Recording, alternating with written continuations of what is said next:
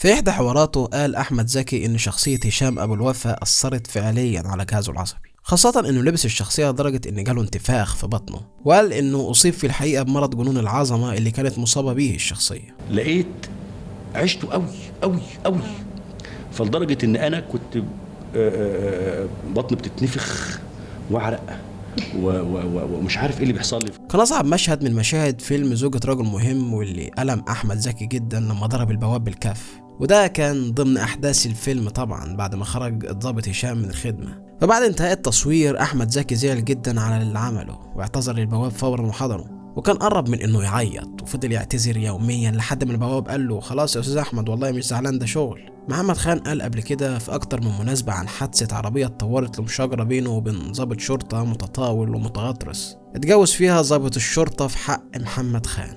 محمد خان قال انه كان ممكن يستغل القانون ومعارفه في معاقبة الضابط ده، لكنه اكتفى بالاعتذار القانوني، اختار انه ينتقم بصناعة فيلم عنه. كنت سايق العربية مع ولاد صغيرين وجت عربية كده، فأنا بقول له بشاور له عدي، فشتمني شتيمة قذرة، رحت كاسر عليه. نزل هو بالعربية بالنضارة عرف البوليس، وجيت تاني بنية في صدري. في نفس الوقت انتشرت حكاية في الصحف والجرايد عن ضابط شرطة كان عايش في حي الجيزة أصيب بخلل عقلي بعد ما اتقاعد من الخدمة، وده خلاه يطلع سلاحه من شباك البيت ويضرب كل الناس اللي ماشية في الشارع بشكل عشوائي. التحام الفكرة الأولى بالتانية صنع الفيلم اللي تحول لكلاسيكية في السينما المصرية وعمل نقلة مهمة في تاريخ الصناعة. العصاب هو التشخيص اللي قدمه أحمد زكي في إحدى لقاءاته التلفزيونية لشخصية هشام، ولكن اختلف المتخصصين مع التشخيص ده، خاصة وإن كلمة عصاب بترجع لكتابات التحليل النفسي القديمة لفرويد وكار يونغ، وللعلم والعالم الحديث غير مفهومه. بس بصفة خاصة الشخص اللي عملته زوجة رجل مهم كانت شخصية مركبة جدا عنده عصاب. لكن نقدر نستخدم تشخيص جنون العظمة وهو من أنواع البارانويا، لكن اعتقاد هشام بأهميته في المجتمع ما كانش اعتقاد وهمي، بل له دلالات ملموسة هو بس بالغ في تقديرها. عشان كده كانت المراية أداة رئيسية مناسبة جدا في التعبير البصري طول أحداث الفيلم. المراية دايما بتعكس الحقيقة اللي رضي بيها هشام في البداية وهو في مجده، ورفضها في النهاية لما كسر المراية. ضابط مباحث قوي متسلط حب بنت فقرر انه يبهرها بطريقته، فبيظهر ده في مشهد اقتحم فيها الضابط هشام خصوصية البنت دي وهي في القطر، وما استأذنش حتى في انه ياخد الكرسي اللي قصادها من صاحبه المحامي اللي من الواضح انه كان في سابق معرفة ما بينهم، لكن مش للدرجة دي. ومحاولته لإبهار أهلها بقدرته على إجبار الحي عشان يعمل إصلاحات في الشارع بتاعهم، ده حتى راجل لما راح يتقدم لها خد معاه مديره في الشغل وما خدش معاه أبوه ولا أمه رغم انهم موجودين. ده طبعا يندرج تحت سلسلة الإبهار اللي هو عايز يوصله ليها. اعتبر موافقتها على الجواز منه تحصيل حاصل، جهز شقته بالكامل قبل حتى ما ياخد رأيها. ملامح شخصية الضابط هشام مختلفة تماما عن منى، البنت الجامعية اللي بتستغل أغلب وقتها لمشاهدة أفلام عبد الحليم وبتسمع أغانيه وبتسجل بصوتها ذكرياتها مع العندليب. بدنا نعمل مقارنة بين الشخصيتين في الجزء الأول من الفيلم، ويبدأ الجزء التاني بعد ما بيتجوزوا ويندمجوا مع بعض، وبيبقى كل واحد منهم بيكمل التاني بصورة غريبة، كملوا بعض بشكل متناقض جدا. فبتبدأ شخصية منى للانحدار وبتتحول لضحية ضعيفة قليلة الحيلة، وبتكون هي السبب الواضح في زيادة سيطرة وجنون العظمة والقوة عند هشام. لو جينا نحلل شخصية أحمد زكي في فيلم زوجة رجل مهم هنلاقيها شخصية صارمة، سلطوي، حياته زي الخط المستقيم ما فيهاش أي تعرجات، طريقة لبسه ومعاملته مع الناس شخصية بتتسم بالعنطزة. في طريقة في الإخراج الحقيقة مش فاكر مين أول واحد ابتكرها، ولكن استخدموها كتير في الأفلام الكلاسيكية، وتنفيذها بيكون بعرض لقطتين متتابعتين، اللقطة التانية بتوصف وتكمل اللقطة الأولى، والمشهد بالكامل بيتفهم مضمونه من خلال اللقطتين دول. يعني هنا بيتعمد محمد خان بالتركيز على البطل وهو بيساوي شنبه وبيقص زيادة بالمقص، وفي الجانب التاني بنلاقي ميرفت أمين الشخصية الحالمة الناعمة الرقيقة اللي بتعيش على أنغام حليم وشايفاه فارس أحلامها،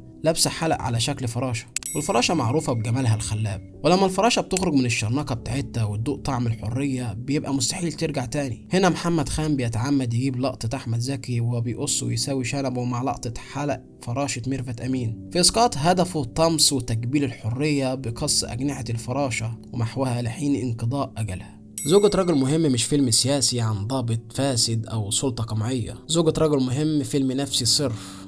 هشام أبو الوفا لا كان حرامي ولا مرتشي ولا عنده أي مطمع مادي، كل أمانيه في الدنيا هي السلطة وبس، وكل همه في الحياة حاجتين: انه يمارس السلطة دي وانه يشوف تأثيرها في عيون كل اللي حواليه سواء سلبي او ايجابي، زي نظرات التلذذ وهو بيلفق للصحفي قضية، او نظرات الانتشاء والزهو بعد ما بيمشي الست من الاسم في بداية الفيلم، او لما بيقدم خدمة لجاره. هو عمل كل ده بدون مقابل، مكسبه الوحيد انه يشوف انبهار تأثير السلطة في عين كل واحد فيهم. رياكشنات هشام طول الفيلم اما نظرة فوقية متغطرسة في اغلب المشاهد، او رياكشنات انهيار وجنون قبل المشهد الاخير. حتى في انتحاره كان بنفس النظرة الفوقية. المشهد الوحيد اللي هتشوف نظرات هلع ورعب في عينه هو مشهد الاسم بعد خناقته مع الفكهاني. ده كان مشهد سقوطه الحقيقي. اول مرة هشام يدخل الاسم وما يعرفش يمارس السلطة، الدمعة المكتومة في عينه، لانه خلاص في اللحظة دي ادرك انه ما بقاش الرجل المهم، بقى شخص عادي مستباح زيه زي بقية الناس، فقد كل لذاته في الحياة خلاص. ولذلك بعد المشهد ده هشام وقف التمثيلية، تمثيلية انه لسه ظابط، وانعزل في بيته لانه اتعرق قدام نفسه وقدام الناس. نيجي بقى لمشهد النهاية، نهاية منطقية لشخصية رفضت الاعتراف بالهزيمة. من اكتر الحاجات اللي بتبهرني في المشهد ده هو الاهتمام بالتفاصيل. لقطة التلفزيون وصوت الرتيب خلق حالة من الفراغ والعبثية في بداية المشهد. الزوم التدريجي على جرس الباب قبل ما يرن وكأنه بيعكس الاستعداد لضربة لسه هتحصل. التركيز على ايد ميرفت امين وهي بتفتح قفل الباب وكأنها بتدور على لحظة الخلاص من السجن النفسي المحبوسة جواه، الطريق للحرية ورا الباب ده، ايديها وهي بتمسك في هدوم ابوها بعنف كأن ده هو الخلاص الوحيد ليها. احمد زكي هو بيربط رباط الجزمة قبل ما يقتل ابوها كرمز لجنون العظمة وان انا هفضل انا لحد النهاية. هشام اعتبر ان حماه جاي ياخد حاجة هو بيمتلكها، فكان الرد برصاصة. مش من حق اي حد انه يقرب منها لانه مازال مقتنع انه لسه راجل مهم.